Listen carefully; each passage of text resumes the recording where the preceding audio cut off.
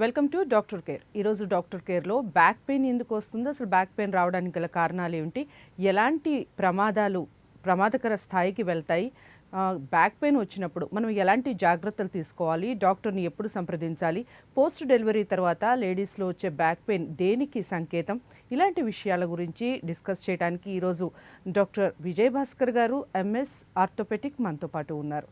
ఆయన అడిగి మరిన్ని విషయాలు తెలుసుకుందాం. డాక్టర్ గారిని డైరెక్ట్గా కాంటాక్ట్ అవ్వాలి అంటే స్క్రీన్ మీద స్క్రోల్ అవుతున్న నెంబర్స్కి కాల్ చేయండి. Good afternoon sir. మామూలుగా ప్రమాదాలు జరుగుతూ ఉంటాయి. ఎలాంటి ప్రమాదాలు అసలు ప్రమాదకర స్థాయికి వెళ్ళి మనకి రిస్క్ ఎక్కువగా ఉంటుంది అంటారు? Absolutely orthopaedics is a major point of view. చూస్తే మనము ట్రామా, రోడ్ ట్రాఫిక్ యాక్సిడెంట్ అనుకోండి, లేకపోతే డొమిసైల్ ఇంట్లలో గాయపడ్డాం అనుకోండి, లేకపోతే ఇళ్లలో ముసలి వాళ్ళు మంచాల మీద చైర్ మీద నుంచి జారిపడ్డాం అనుకోండి, ఇలాంటి ప్రమాద పరిస్థితుల్లో వేరియబుల్గా డివైడ్ అవుతాయండి. అందులో ముఖ్యంగా మనం పరిగణలోకి తీసుకోవాల్సింది road traffic accidents. Road traffic accidents emergency services అండి. ఎప్పుడైతే మనం గోల్డెన్ అవర్ అంటాం, గోల్డెన్ అవర్ అంటే వితిన్ ఫస్ట్ అవర్ లోపల బేసిక్గా ట్రామా అంటే ఇంజురీ అయిన పార్ట్కి కేర్ తీసుకోవాల్సిన 3 సూత్రాలు మనం చెప్పుకోవాల్సింది. ఒకటి, ఊపిరి తీసుకుంటున్నాడా లేదా, గుండె కొట్టుకుంటుందా లేదా, దెబ్బలు తగిలిన పార్ట్ బ్లీడింగ్ అవుతుందా, ఈ 3 పాయింట్స్ మనం మైండ్లో పెట్టుకోవాలండి. ఫస్ట్ అండ్ ఫార్మోస్ట్ ఊపిరి తీసుకోవడం అనేది ప్రాణవాయువు, అది లేకపోతే గుండె కూడా కొట్టుకోదు. సో నోట్లో కానీ ఏమైనా డస్ట్ పార్టికల్స్ కానీ ఫారెన్ పార్టికల్స్ కానీ ఏమైనా ఉంటే అవి క్లీన్ చేసి ఊపిరి తీసుకునే విధంగా చేయడం మన ప్రయారిటీ ఫస్ట్ ఎయిడ్లో అండి. తర్వాత నెక్స్ట్ వచ్చి మనకు ప్యారలల్గా గుండె కొట్టుకుంటుందా లేదా, లేకపోతే కార్డియోపల్మనరీ రీసస్టేషన్ సిపిఆర్ అని అంటాం. అంటే ప్రెషర్ పెట్టేసి మనం హార్ట్ కొట్టుకునే విధంగా చూడడం. మూడోది, ఈ లోపల ఇంకొక వ్యక్తి ఉంటే ఎక్కడైతే బ్లీడింగ్ పాయింట్స్ ఉంటుందో, కాలు కానీ చెయ్యి కానీ కట్ అయిపోయి బ్లీడింగ్ పాయింట్స్ ఉంటాయో, ఆ బ్లీడింగ్ పాయింట్స్ని అరెస్ట్ చేయాలంటే ఇమ్మీడియట్లీ ఒక దగ్గరలో ఉన్న గుడ్డ తీసుకొని ప్రాక్సిమల్గా అంటే బ్లీడింగ్ పాయింట్కు దగ్గరలో బ్లీడింగ్ ఎట్ సైడ్ నుంచి బ్లీడింగ్ అవుతుందో చూసుకొని అక్కడ మనం ఏదైనా గుడ్డతోటి కానీ తాడుతోటి కానీ గట్టిగా కట్టిపడేయడం. ఈ 3 మనం బేసిక్గా ఏబీసీ అంటాం, ఎయిర్వే, బ్లడ్ సర్క్యులేషన్, ఇవన్నీ మనం చూసుకోవాల్సిన అవసరం ఉంది. నెక్స్ట్ వచ్చేసి మనది ఏంటంటే ఏదైతే పార్ట్ మనకు ఇంజురీ అవుతుందో, సో కాలు అనుకోండి, చెయ్యి అనుకోండి, ఆర్ ఏదైనా కానీ ఈవెన్ నెక్ అనుకోండి, బ్యాక్ అనుకోండి, ఎక్కడైతే సివియర్ పెయిన్ ఉంటుందో, ఎక్కడైతే external injuries, internal injuries feel అవుతాడో, ఎక్కడైతే బ్లీడింగ్ పాయింట్స్ ఉంటాయో వాటిని మనం నిటారుగా పొజిషన్లో, అనటమికల్ పొజిషన్లో పెట్టేసి దగ్గరలో ఉన్న స్ప్లింట్స్ కర్రలో, బద్దలో, లేకపోతే చెక్కలో తీసుకొని వాటిని నిటారుగా కింద పెట్టేసి పైనుంచి గుడ్డలతో కట్టేయడము. బ్లీడింగ్ పాయింట్ని శుభ్రంగా నార్మల్ వాటర్ తోటైనా వాష్ చేసేసి గుడ్డలతో కట్టేయడం. బ్లీడింగ్ కాకుండా ప్రొటెక్షన్ తీసుకోవడము.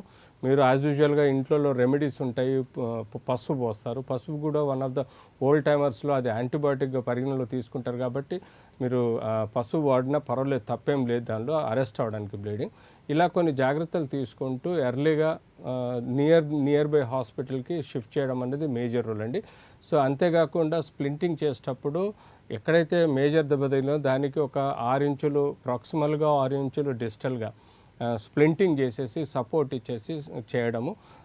సో రీసస్టేషను, ఊపిరి తీసుకోవడము, ప్లస్ గుండె కొట్టుకోవడము, దెబ్బలు తగిలిన చోట జాగ్రత్తలు తీసుకోవడం ముఖ్యంగా ఇంపార్టెంట్. ఫస్ట్ బ్లీడింగ్ కంటిన్యూగా కాకుండా ఫస్ట్ అరికట్టాలి అంటే, ఎందుకంటే మనకు ఉండేదే 6 litres of blood in our body. బ్లీడింగ్లో ఎగ్దమ్ అంటే మనకు 1 to 2 లీటర్స్ బ్లీడ్ అయిపోయింది అనుకోండి, దేర్ ఇస్ అ పాసిబిలిటీ అంటే మనకు రావాల్సిన బ్లడ్ హార్ట్కు రీచ్ అవ్వకపోతే దేర్ ఇస్ అ బీపీ పడిపోయి వెలాసిటీ పడిపోయి బ్లడ్ గుండె కొట్టుకోకుండా ఆగిపోయే ప్రమాదం ఉంటుంది. కాబట్టి మనం బ్లీడింగ్ పాయింట్ని అరెస్ట్ చేయాలి. ఇమ్మీడియట్లీ గ్లూకోజ్ లాంటి లైన్స్ పెట్టేసి బ్లడ్ వాల్యూమ్ పెంచే విధంగా ప్రయత్నం చేయాలి. బీపీ పెరగడానికి కొన్ని ఇంజెక్షన్స్ ఉంటాయి. అంతేకాకుండా ఊపిరి తీసుకోవడానికి ఎయిర్వే పెట్టడమా, లేకపోతే ట్యూబ్ వేయడమా, లేకపోతే some supportive measures, resuscitation మెజర్స్లో ventilator అవసరం ఉంటే వెంటిలేటర్ పెట్టడం లాంటి హాస్పిటల్ షిఫ్ట్ చేసి పెట్టాలి. ఈ మధ్యకాలంలో 108లో అన్నీ మీకు ఫెసిలిటీస్ ఉన్నాయి. సో వాటిని మీరు కేర్గా ఫస్ట్ ఎయిడ్ సైట్లో కేర్ తీసుకొని immediately near by hospital shift చేసుకుంటే సేఫ్గా ఉంటుంది. ఓకే. సో బ్యాక్ పెయిన్ అసలు ఏ కారణం చేత బ్యాక్ పెయిన్స్ వస్తూ ఉంటాయి డాక్టర్ గారు? ఒబెసిటీ వల్ల బ్యాక్ పెయిన్ అనేది ఒకటి మనకి అంటే తెలిసిన కామన్ ఇష్యూ. ఇంకొకటి ఇంకా ఏ కారణాల చేత బ్యాక్ పెయిన్ అనేది రావడానికి అవకాశం ఉంటుందంటారు? బ్యాక్ పెయిన్ అనేది లంబోసాక్రల్ జంక్షన్ అంటామండి. అంటే నడుము నడుము కింద ఉండే ఏదైతే బటక్స్ మధ్యలో ఉండే ఎముక ఉంటుంది దాన్ని సాక్రమ్ అంటాము. నడుములో ఉండేది లంబార్ అంటాము. ఇవి 5 వర్టిబ్రా కింద సాక్రల్ బోన్ తోటి కలిసి సమూహమే నడుము అంటాము. ఈ నడుములో నొప్పి మనకు ఒకటి బోన్ వలన సమస్యలు రావచ్చు, 2 నరం వలన సమస్యలు అంటే వెన్నుపూస స్పైనల్ కార్డ్ వలన రావచ్చు, వెన్నుపూస నరాలు బయటకు వచ్చే దగ్గర సమస్య ఉండొచ్చు, ఎముక మధ్యలో 2 ఎముకల మధ్యలో వర్టిబ్రా అంటాం, వాటి మధ్యలో ఉండే డిస్క్ అంటే షాక్ అబ్జర్బర్ లాగా మనల్ని ప్రొటెక్ట్ చేస్తుంది. ఎగిరి దుంకినా కూడా మన బోన్స్ని డ్యామేజ్ కాకుండా ప్రొటెక్ట్ చేస్తుంది, డిస్క్ వలన కావచ్చు. ఈ 2 ఎముకలు అంటే వర్టిబ్రా బాడీస్కి వెనకాల జాయింట్స్ ఉంటాయి, ఫేసెడ్ జాయింట్స్లో స్పాండిలైటిస్ అనే ప్రాబ్లమ్స్ రావచ్చు. అంతేకాకుండా ఎముకలో మనకు ఆస్టోపోరోసిస్ అనే వ్యాధి ఉంటుంది. అంటే విటమిన్ డి, కాల్షియం, మినరల్స్ తక్కువ ఉండటం వల్ల కొన్ని వ్యాధులు డెవలప్ అవుతాయి, ఆస్టోపోరోసిస్ ప్రాబ్లం అనుకోవచ్చు. లేదా బోన్స్లో ట్యూమర్స్ రావచ్చు, అంటే గడ్డలు, అవి క్యాన్సర్ గడ్డ కావచ్చు, ఆర్డినరీ గడ్డలు కావచ్చు, గడ్డలు రావచ్చు. అంతేకాకుండా యాంజియోగ్రామ్స్, రక్తనాళాలలో బ్లాక్స్, లేకపోతే రక్తనాళాలు ఉబ్బిపోయి ఉండొచ్చు, ఈ సమస్య. అంతేకాకుండా మనకు వెన్నుపూసకు నడుముకి వెనకాల లిగమెంట్స్ ఉంటాయి, మజిల్స్ ఉంటాయి, వాటిలో సమస్య రావచ్చు. లేదా ట్యూబర్కులోసిస్ అనే వ్యాధి వలన కూడా వెన్నుపూసలో నొప్పి రావచ్చు. ఈవెన్ ఇన్ఫెక్షన్స్, బ్యాక్టీరియల్ ఇన్ఫెక్షన్ కానీ ఫంగల్ ఇన్ఫెక్షన్స్ కూడా స్ప్రెడ్ అయిపోయి వెన్నుపూసలో నొప్పి రావచ్చు. కానీ మనం కామన్గా చూసేది వేరెంట్ ఇయర్ వలన వెన్నుపూస ఎప్పుడు ఇలా ఆడుతుంది. సో మ్యాక్సిమం ప్రెషర్ మనకు నడుములోనే ఎఫెక్ట్ పడుతుంది కాబట్టి అక్కడుండే డిస్క్ ఏదైతే ఉందో అది దెబ్బతిని పగిలిపోయి, అంటే మనం ఏదైతే షాక్ అబ్జర్వర్లో ఆయిల్ సీల్ ఉండి ఎలా ఉంటుందో ఆయిల్ సీల్ పగిలిపోయినట్టుగా ఇక్కడ ఒక రింగ్ ఉంటుంది డిస్క్కి.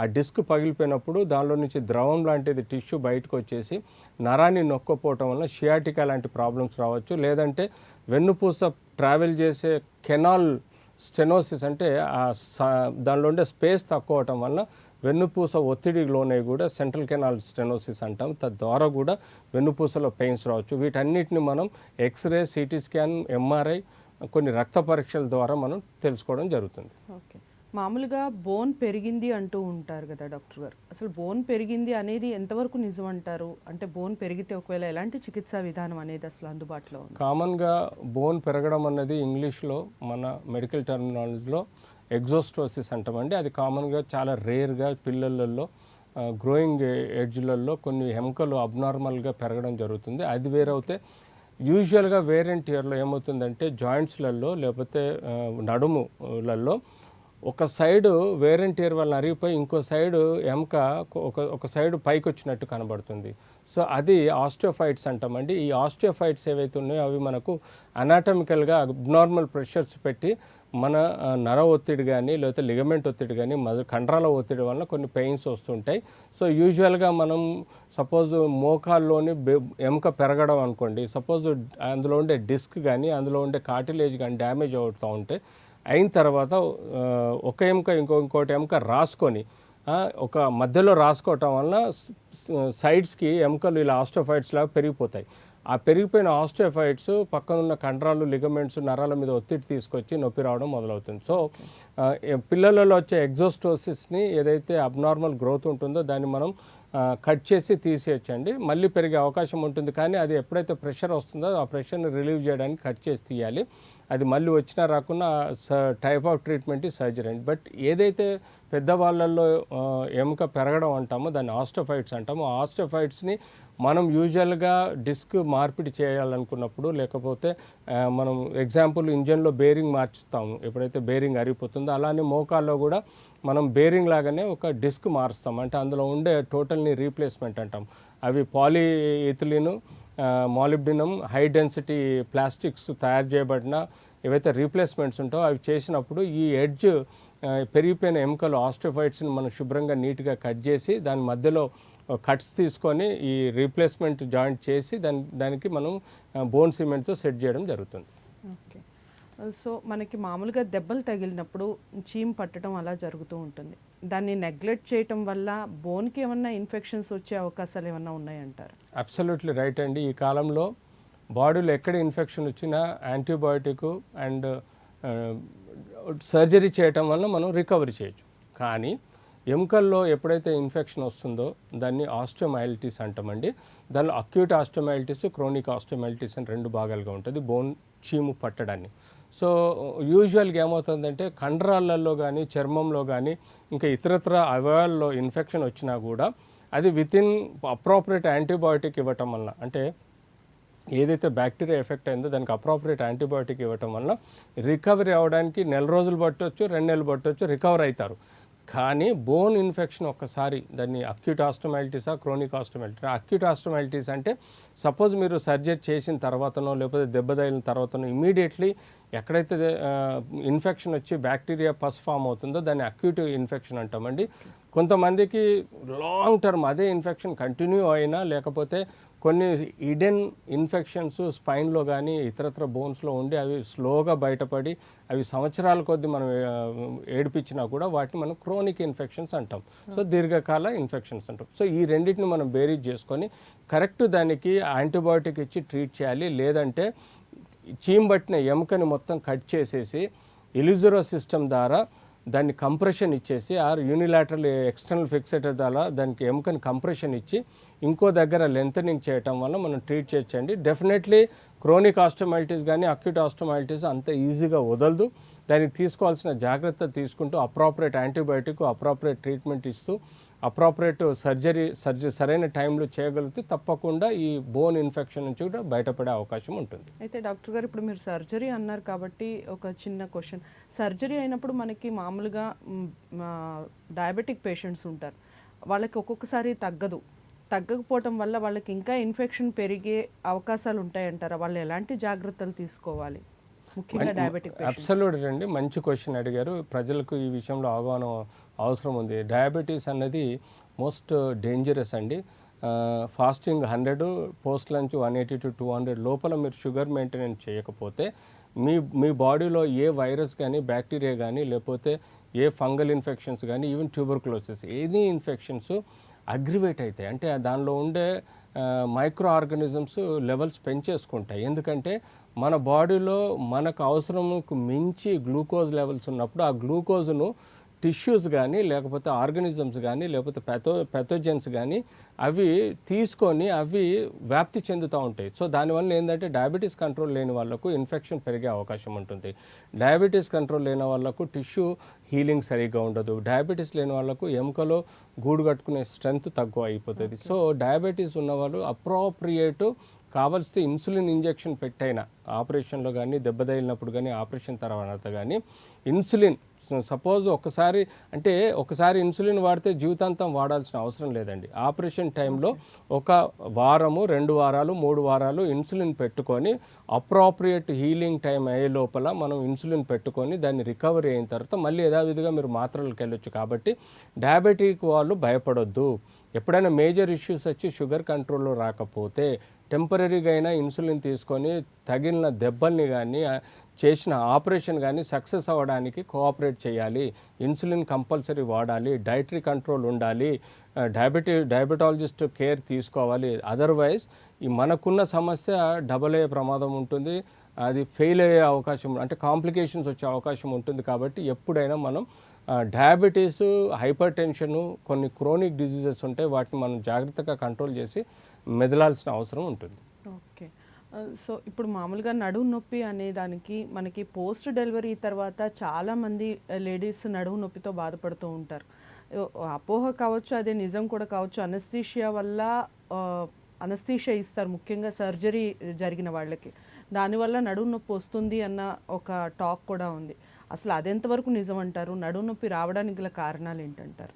యూజువల్గా మీకు చెప్పానండి, యూజువల్గా సపోజ్ డెలివరీ టైంలో కానీ లేకపోతే డెలివరీ ఆపరేషన్ LSCS కానీ ఆడవాళ్ళల్లో ముఖ్యంగా ఏంటంటే డెలివరీ టైంలో పెల్విక్ సైజ్ పెరుగుతుంటుంది because of certain compressions. So ఆ కంప్రెషన్స్ వలన కొంత మేరకు షియాటిక్ నర్వ్ మీద ప్రెషర్ పడుతుందండి. అంతేకాకుండా బ్యాక్ నరాల మీద అంటే వెన్నుపూస ఎముకల మధ్యలో కూడా కొంత డిస్టర్బెన్స్ రావటం వల్ల వెన్నుపూస నరాల మీద ప్రెషర్ పడుతుంది ఈవెన్ నార్మల్ డెలివరీ అయినా. సో తద్వారా కూడా మీకు డెలివరీ అయిన కొన్ని రోజుల వరకు నడుము నొప్పి రావచ్చు. ఒకటి. రెండోది, మనము సెక్షన్ ఆపరేషన్ అంటాము, LSCS అంటాము. LSCS ఆపరేషన్ చేసినప్పుడు మనం వెన్నుపూసకు ఒక ఇంజెక్షన్ ఇస్తాము. అది తిమ్మిరొచ్చి అంటే స్పర్శ తెలియకుండా నొప్పి తెలియకుండా ఇచ్చే లంబార్ పంక్చర్ జైలోకేన్ కానీ సెన్సార్కేన్ కానీ ఇచ్చేసి మనము మత్తు వచ్చే విధంగా చేస్తాం. తద్వారా ఏమవుతుందంటే ఎప్పుడైతే మనం ఇంజెక్షన్ ఇస్తామో అక్కడ కొంత రియాక్షనరీ ఎడిమైనా డెవలప్ అవుతుంది వెన్నుపూస దగ్గర. సో ఆపరేషన్ తర్వాత కూడా ఒక 3 నెలలు 6 నెలలు వాళ్ళకు నడుము నొప్పి రావచ్చు. సో భయపడాల్సిన అవసరం లేదండి. మనం basic treatment, care, rest, medicines, care, physiotherapy తీసుకుంటే యూజువల్గా సెక్షన్ చేసిన వాళ్ళలో ఆపరేషన్ సెక్షన్ చేసిన వాళ్ళు కానీ లేకపోతే నార్మల్ డెలివరీ అయిన వాళ్ళలో న్యాచురల్గా రికవర్ అవుతారు. ఇక ఒబేసిటీలో యూజువల్గా ఒబేసిటీ లేడీస్లో కానీ మెనోపాజల్ తర్వాత ఆస్టియోపోరోసిస్ వలన కానీ ఆడవాళ్ళకు యూజువల్గా నడుము నొప్పులు వస్తుంటాయి. అవి డిస్క్ ప్రాబ్లమ్స్ కావచ్చు, బోన్ ప్రాబ్లమ్స్ కావచ్చు, బోన్స్ మధ్యలో ఉండే జాయింట్ ప్రాబ్లమ్స్ కాబట్టి స్పెసిఫిక్గా వాటిని డయాగ్నోస్ చేసి మనం ట్రీట్మెంట్ చేయాల్సిన అవసరం ఉంది. చాలామందికి విటమిన్ డి డెఫిషియన్సీ ఉంటుంది. ఆ vitamin D deficiency above 30 to 60 ఉండాలి. కానీ బిలో 30 ఉంటే వాళ్ళకి తప్పకుండా వారానికి ఒకసారి ఇవ్వాల్సిన డోస్ ఏదైతే కొలోకాల్సిఫెరాల్ ఉందో అది సప్లిమెంట్ 60,000 యూనిట్స్ ఇవ్వాలి. అంతేకాకుండా రోజు ఒక హాఫ్ అన్ అవరు వాళ్ళు మార్నింగ్ చల్లటి ఎండలో, మధ్యాహ్నం అయితే అది కాలిపోతుంది చర్మం కాబట్టి మార్నింగ్ 7 గంటల నుంచి 7:30 వరకు కనీసం 6 నుంచి 7 ఎప్పుడైతే మీకు సన్ ఎక్స్పోజర్ ఎక్కువ వస్తుందో తక్కువ గుడ్డలతోటి ఎక్కువ చర్మం ఎక్స్పోజ్ అయ్యే విధంగా మనము ఇవ్వగలిగితే అప్పుడు ఏమవుతుందంటే విటమిన్ డి ప్రొడ్యూస్ అవుతుంది బాడీలో. తద్వారా కూడా మనకు ప్రొటెక్షన్ వస్తుంది. విటమిన్ డి ఓరల్గా కాల్షియం తీసుకోవాలి, గ్రీన్ వెజిటబుల్ తీసుకోవాలి, మిల్క్ ప్రొడక్ట్స్ తీసుకోవాలి. తద్వారా మీకు డెఫినెట్లీ ప్రొటెక్షన్ వస్తుంది. ఓకే. సో మనకి మామూలుగా మోకాళ్ళు మోచేతులు కదిలించినప్పుడు ఒక రకమైన శబ్దాలు వస్తూ ఉంటాయి. శబ్దాలు వచ్చినప్పుడు కారణం ఏంటంటారు? అసలు ఆ శబ్దాలు రావడానికి మనం కామన్గా చేతులు మోచేతులు విరిచినప్పుడు శబ్దాలు రావడం వేరు, లేదా కదిలించినప్పుడు శబ్దాలు రావడం వేరు. అలా కదిలించినప్పుడు శబ్దాలు రావడానికి గల కారణాలు ఏంటంటారు డాక్టర్ గారు? యూజువల్గా ఏంటంటే మోకాళ్ళల్లో కొన్ని క్లాస్ప్ సౌండ్స్ అని ఉంటాయండి. అవి పట్టెలా అంటే చిప్ప ఎముకుంటుంది, దానికి పైన ఒక కండరం ఉంటుంది, కింద ఒక కండరం ఉంటుంది. అంతేకాకుండా సైడ్స్ లిగమెంట్స్ అని ఉంటారు. అది మీడియల్ కొలాటరల్ లిగమెంట్ కానీ లాటరల్ కొలాటరల్ లిగమెంట్ అంటాం. అంతేకాకుండా మెనిస్కే అని ఉంటుంది, అంటే కార్టిలేజ్. ఏవైతే మనకు మోకాల్లో ఒత్తిడి కాకుండా మనకు రబ్బర్ లాగా అవి హెల్ప్ చేస్తాయి, అంటే డిస్క్ లాగా హెల్ప్ చేస్తావు. వీటన్నిటి మధ్యలో ఫ్యాట్ కంటెంట్ ఉంటుంది, ఫ్యాట్ ఉంటుంది. సో ఎప్పుడైతే కొంత వేరియేషన్ వచ్చినప్పుడు ఏమవుతుందంటే ఈ ఫ్యాట్ కంటెంట్ ప్రెషర్ పడ్డప్పుడు అది క్లాస్పింగ్ సౌండ్ అంటాం. అంటే కండరాలు మలతబడ్డట్టు కండరాలు కట్ కట్ అనే సౌండ్ వస్తే వాటికి భయపడాల్సింది ఏం లేదండి. యూజువల్గా చాలామంది చెప్పే కంప్లైంట్ ఏంటంటే నాకు మోకాళ్ళ సౌండ్ వస్తుంది, నొప్పి ఉందంటే నొప్పి లేదు, వాపు ఉందంటే వాపు లేదు, నడవడం కష్టంగా ఉందంటే వస్తుంటాయి. సో ఇవన్నీ జాయింట్లో ఉండే లిగమెంట్స్, జాయింట్కు పక్కన పాస్ అయ్యే కండరాలు, టెండాన్స్ అంటామండి. ఆ వాటి వల్ల కొన్ని క్లాస్పింగ్ సౌండ్ వస్తాయి. వాటికి ఎట్టి పరిస్థితుల్లో వరి అవ్వాల్సింది ఏం లేదు. బట్ యూజువల్గా ఈ క్లాస్పింగ్ సౌండ్ తోటి పెయిన్, టెంపరేచరు, అంతేకాక రెడ్ ఐ, స్వెల్లింగ్ వచ్చినప్పుడు దాన్ని ఎవాల్యుయేట్ చేయాల్సిన అవసరం ఉంది. అవసరం ఉంటే ఎంఆర్ఐ తీసి ఈ కండరాలు, నరాలు, రక్తనాళాలు, అంతేకాకుండా లిగమెంట్స్, ఇవన్నీ టెండన్స్ ప్రాపర్ రిలేషన్లో అనాటమికల్ పొజిషన్లో ఉన్నాయా లేదనేది ఎంఆర్ఐ ద్వారా తెలుసుకొని అన్నీ బాగుంటే ఎట్టి పరిస్థితుల్లో దాన్ని వదిలేయాలండి. ఈ క్లాస్పింగ్ సౌండ్స్ కూడా రెగ్యులర్గా రావు, ఇర్రెగ్యులర్గా వచ్చినప్పుడు వాటిని పెద్దగా పట్టించుకోవద్దు. బట్ యాజ్ యూజువల్గా అలాంటితో పాటు నేను చెప్పిన లక్షణాలు ఉంటే మాత్రం తప్పకుండా ఎవాల్యుయేట్ చేసుకోవాలి. ఓకే. మామూలుగా విరిగిన ఎముకలు ఒక్కొక్కసారి అతుక్కోలేదు అనే మాటలు మనం వింటూ ఉంటాం కామన్ లైఫ్లో. అసలు అతుక్కోకపోవడానికి గల కారణాలు ఏంటంటారు? అంటే అసలు అది జరుగుతుందంటారా? సర్జరీ అయిన తర్వాత అతుక్కోపోవడం అనేది జరుగుతుందంటారా? బోన్ అండ్ టిష్యూస్, బాడీలో ఉండే ఎనీ టిష్యూ అండి, వితిన్ 6 to 8 అవర్స్లో 6 to 8 డేస్లో దాని హీలింగ్ పవర్ పెరుగుతుందండి. బోన్స్ మినిమం 1 వీక్ నుంచి 6 వీక్స్ వరకు పడుతుందండి. పిల్లలలో ఆల్మోస్ట్ 2 to 3 వీక్స్లో కంప్లీట్లీ ఎముకలు అతుకుతాయి. పెద్దవాళ్ళలో minimum 6 weeks to even sometimes 6 months కూడా పడుతుంది. యూజువల్గా పిల్లలలో గ్రీన్ స్టిక్ ఫ్రాక్చర్ అంటామండి. అంటే పచ్చకట్టని విరిచినప్పుడు ఒక సైడ్ కట్ అవుతుంది, ఇంకో సైడ్ విరగదు, వంగిపోతుంది. సో దీన్ని మేము గ్రీన్ స్టిక్ ఫ్రాక్చర్స్ అంటామండి. పిల్లల్లో అదృష్టం ఏంటంటే ఈ ఎముకకు పైన పొర ఉంటుంది, పెరియాస్టియం అంటాం. అది బాగా థిక్గా ఉంటుంది పిల్లల్లో, మా అడల్ట్స్లలో సన్నగా ఉంటుంది. సో పిల్లలలో థిక్గా ఉన్నప్పుడు ఏమవుతుందని అందులో ఆస్టియోబ్లాస్టిక్ యాక్టివిటీ అనేది నడుస్తుంది. అంటే కొత్త బోన్ లవణాలతో కణాలు పెరుగుతూ ఉంటాయి. దాన్ని ఆస్టియోక్లాస్టిక్ యాక్టివిటీ అంటే డీజనరేట్ అవుతాయి, ఆస్టియోబ్లాస్టిక్ యాక్టివిటీ అంటే కొత్త కణాలు వస్తూ ఉంటాయి. సో బోన్ కణాలు పిల్లలలో ఈ థిక్ పెరియాస్టియం వలన ఎక్కువగా తొందరగా ఫామ్ అయ్యి వితిన్ 3 to 4 వీక్స్లో అతికిపోతుంది ఎముక.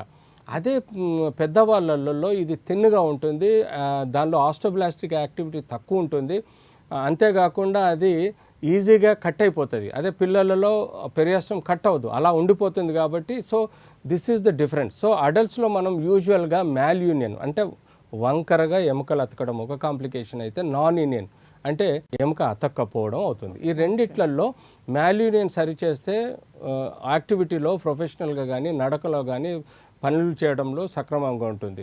అదే కొంచెం మ్యాల్యూనేట్ అయిందనుకోండి మనకు డిఫికల్టీస్ వస్తాయి. అదే నాన్ యూనియన్ అనుకోండి చిన్నపిల్లలలో వెరీ రేర్ చూస్తాము, బట్ పెద్దవాళ్ళల్లో కామన్గా నాన్ యూనియన్ ఎందుకు చూస్తామంటే ఎముక సరైన పొజిషన్లో ఉందా లేదా ఫస్ట్ అండ్ ఫస్ట్. అది ఒక 10% డిఫరెన్స్ ఉన్న పర్లేదు కానీ 80-90% ఇంటాక్ట్లో ఉండాలి. రెండోది దాని మధ్యలో సాఫ్ట్ టిష్యూ ఇంటర్పొజిషన్ కండరం కానీ లేకపోతే టెండన్ కానీ రాకూడదు, అప్పుడు మనకు ఆస్టోబ్లాస్టిక్ యాక్టివిటీ కాదు. మూడోది స్పేస్. కాలర్ తీసుకుందాం. వెంకటేశ్వర్లు గారు తెనాలి నుంచి. హలో. హలో, నమస్కారం అండి. నమస్కారం అండి. మీకు ఆర్థోపెడిక్ సంబంధించి మీకు ఏం సమస్య ఉంది? డాక్టర్ విజయభాస్కర్ గారు ఉన్నారు, చెప్పండి. ఏమైందంటే నా స్పైనల్ దగ్గర గ్యాప్ వచ్చింది అన్నారండి. ఓకే. ఇప్పుడు 1 year నుంచి నేను ట్రీట్మెంట్ వాడుతున్నా కానీ అప్పుడప్పుడు బరువు పనులు కానీ. ఎంఆర్ఐ చేశారండి మీకు స్పైనల్లో? స్పైనల్ కార్డ్ దగ్గర గ్యాప్ వచ్చింది. అదే ఎంఆర్ఐ చేశారా? తీసారండి. ఎంఆర్ఐలో డిస్క్ ప్రాబ్లం ఏమైనా వచ్చిందన్నారా? ఆ డిస్క్ ప్రాబ్లం వచ్చింది అన్నారండి. ఓకే. ఇప్పుడు మీకు లెఫ్ట్ సైడా రైట్ సైడా నరం కానీ లాగడం నొప్పి? లెఫ్ట్ సైడ్ అండి. లెఫ్ట్ సైడ్ వస్తుంది. అయితే లెఫ్ట్ నరం నొక్కకపోయి షియాటికా ప్రాబ్లం మీకు డెవలప్ అయింది ఇప్పుడు. అవునండి. ఏజ్ ఎంత అండి? ఏజ్ 28 అండి. వెయిట్ ఎంత ఉంటారు? వెయిట్ 83 ఉన్నా అండి. హైట్? హైట్ 5.8. యాక్టివిటీ ప్రొఫెషన్ ఏంటండి? ప్రొఫెషన్ ప్లంబర్ అండి నేను. ప్లంబరు. సో రెగ్యులర్గా మీరు వంగి పనులు చేస్తారు కాబట్టి మీకు ఎప్పుడైనా దెబ్బలు తగిలాయా నడుముకి? నడుముకి దెబ్బలేం తగలేదు. అంటే దెబ్బలంటే మీరు స్నానం చేసేటప్పుడు సడన్గా బకెట్లో నీళ్లు ముంచినప్పుడు నడుము పట్టుకున్నట్టు కానీ అలాంటి పనులు ఎక్కడైనా చేస్తే నడుము పట్టుకున్నట్టు అయిందా? ఒకసారి వంగి పైకి లేసానండి, ఆ నొప్పి కంటిన్యూగా ఉండేసరికి నేను హాస్పిటల్కి వెళ్ళాను. హాస్పిటల్కి వెళ్తే ఒక 1 month మెడిసిన్స్ ఇచ్చారు, అయినా తగ్గలేదు. ఎంఆర్ఐ తీయాలన్నారు. ఎంఆర్ఐ తీపించిన తర్వాత ఇలా ప్రాబ్లం అని చెప్పారు. ఓకే. మీకు ఎప్పుడు ఎట్ సైడ్ అయితే నరం షియాటికా నరువు పెయిన్ వస్తుందో ఆ కాల్లో వీక్నెస్ అనిపిస్తుందా? కొంచెం తేడాగా ఉంటుంది. అంటే డాక్టర్ గారు ఏం చెప్పారు? నరం వీక్నెస్ ఉందని చెప్పారా? కొంచెం ఇది కండ ఒత్తుకుపోతుంది, కండ ఒత్తుకుపోవడం వల్ల మీకు నరాలు అక్కడ ఇదయ్యి నొప్పులు తీపులు అలా వస్తుంది అన్నారండి. సో ఒకటండి, మీరు ఎంఆర్ఐలో డిస్క్ ప్రెషర్ ఉండి 6 నెలల వరకు ఏ మందులు వాడి ఫిజియోథెరపీ తీసుకొని రెస్ట్ తీసుకున్నా మీకు నొప్పి తగ్గకపోయినా, ఎప్పుడైతే నరం ఒత్తిడి లోనైనప్పుడు కాలు పాదాలలో వేళ్ళల్లో వీక్నెస్ అంటే పట్టు లేకపోవడం, తిమ్మిర్లు రావడం, లేకపోతే నడకలో తేడా రావడం లాంటి సమస్యలు పెరుగుతూ ఉంటే దాన్ని మనం పరిగణలోకి తీసుకొని అవసరం ఉంటే ఆపరేషన్ చేసి డిస్క్ ప్రెషర్ని నరంపై నుంచి తీసివేయాలి. సపోజ్ ఇలాంటి సమస్యలు మీకు లేవు అంటే కంప్లీట్ బెడ్ రెస్ట్, కనీసం 6 వారాల వరకు కంప్లీట్ బెడ్ రెస్ట్ తీసుకొని బరువు ట్రాక్షన్ వేసుకొని వెన్నుపూసలో ఉండే ఏదైతే ఒత్తిడి ఉందో ట్రాక్షన్ ద్వారా రిలీవ్ చేసే ప్రయత్నాలు చేయాలి. కావలసినంత మెడిసిన్స్, పెయిన్ కిల్లర్స్, అక్కడ ఉండే వాపును తీసే విధంగా పెయిన్ కిల్లర్స్ కానీ, ఆ నరం యొక్క నొప్పిని ఆ తీవ్రతను తగ్గించడానికి కొన్ని మెడిసిన్స్ ఉంటాయంటే గాబా పెంటిన్ అని లేకపోతే ప్రీగ్యాబులిన్ అని ఇలాంటి మెడిసిన్ వాడాలని. మీరు యాంగ్జైటీ ఉంటే లేకపోతే నిద్ర సరిగా పోలేని పరిస్థితుల్లో ఉంటే ఇలాంటి మాత్రలతో పాటు నెక్సిటోఫోర్ట్ అనే ఒక మాత్ర వేసుకోవటం వల్ల మీకు సరైన అంటే టెన్షన్ ఉండకూడదు, యాంగ్జైటీ ఉండకూడదు, కనీసం 8 గంటలు మీరు పడుకునే విధంగా చూడాలి. చేసే వృత్తిలో వంగి పనులు చేస్తే అవి మాడిఫై చేసుకొని వీలైనంత వరకు కూర్చొని నిలబడో పడుకోనో చేయగలిగితే చేయాలి. నొప్పి బాగా ఉన్నప్పుడు కంపల్సరీ బెడ్ రెస్ట్ తీసుకోవాలండి. తద్వారా ఈ మెడిసిన్స్, ఫిజియోథెరపీ, బెల్ట్ వాడుకుంటూ ప్రయత్నం చేసి అయినా కూడా తగ్గకపోతే మళ్ళీ ఎంఆర్ఐలో రిపోర్టుల ప్రకారం మీరు అవసరం ఉంటే సర్జరీ చేసుకోవాల్సి ఉంటుంది. ఓకే, గాయాల గురించి మాట్లాడుతున్నాం. చెప్పండి డాక్టర్ గారు, సర్జరీస్ అయిన తర్వాత ఎలాంటి జాగ్రత్తలు తీసుకోవాలి? ఎస్, ఆర్థోపెడిక్లో మేజర్గా ఏంటంటే పోస్ట్ ఆపరేటివ్ కేర్ చాలా ఇంపార్టెంట్. అంటే పరాపరేటివ్ కేర్ డాక్టర్స్ ఆపరేషన్ థియేటర్లో తీసుకుంటారు, ప్రీ ఆపరేటివ్ కేర్ కూడా డాక్టర్స్ తీసుకుంటారు. పోస్ట్ ఆపరేటివ్ కేర్లో మీరు ఇంటికి వెళ్ళిపోతారు కాబట్టి మీరు తీసుకోవాల్సిన జాగ్రత్తలు, సర్జరీ చేసిన సైట్లో ఎలాంటి వాటర్ పడకుండా డ్రైగా ఉండాలండి. ఏమాత్రం కొంచెమైనా లీకేజ్, ఏదైనా ఫ్లూయిడ్ లీకేజ్ వచ్చినా ఇమీడియట్లీ డాక్టర్కు చూపించుకోవాలి. ఎక్కడైతే మీకు ఆపరేషన్ చేసిన సైట్లో నార్మల్ స్కిన్ మెయింటైన్ అయ్యి ఉంటే పర్వాలేదండి, కానీ అక్కడ ఏమాత్రం నల్లబడ్డా కూడా, లేకపోతే ఏమాత్రం ఆ స్కిన్ నల్లబడి ఏమైనా నీరు గాడడం ఉంటే దాన్ని ఇమీడియట్లీ డాక్టర్కి చూపించుకోవాలి. ఇన్ఫెక్షన్ రాకుండా కనీసం వారం నుంచి 10 రోజుల వరకు యాంటీబయాటిక్ థెరపీ కంటిన్యూ చేయాలి. పెయిన్, రెడ్నెస్, వాపు తీయడానికి ఎంజైమేటిక్ మెడిసిన్ పెయిన్ కిల్లర్స్ ఉంటాయండి, ఎన్ఎస్ఏఐడిస్ ఉంటాయి, అవి కంపల్సరీ మీరు వాడాలి. నాకు పెయిన్ లేదులే, నేను పెయిన్ కిల్లర్ ఎందుకు వాడుకోవాలని కొంత ఆలోచనలు ఉంటాయి, కానీ ఇంటర్నల్గా రియాక్షనరీ ఎడిమా ఏదైతే వాపు ఉంటుందో దాన్ని తగ్గించాలంటే పెయిన్ కిల్లర్స్ వాడాల్సిందే. సో కనీసం 5 నుంచి 7 రోజులు మీరు పెయిన్ కిల్లర్స్ వాడుకోవాలి, యాంటీబయాటిక్ వాడుకోవాలి, ప్రాపర్ కేర్ తీసుకోవాలి. ఓకే, డిస్క్ ప్రాబ్లం గురించి, అలాగే బ్యాక్ పెయిన్ గురించి, ప్రమాదాలు జరిగినప్పుడు ఎలాంటి జాగ్రత్తలు తీసుకోవాలి అనే విషయాల గురించి చాలా చక్కగా వివరించారు డాక్టర్ గారు. ఇది ఇవాళ డాక్టర్ కేర్. రేపటి డాక్టర్ కేర్లో మళ్ళీ కలుసుకుందాం. అంతవరకు సెలవు, నమస్తే.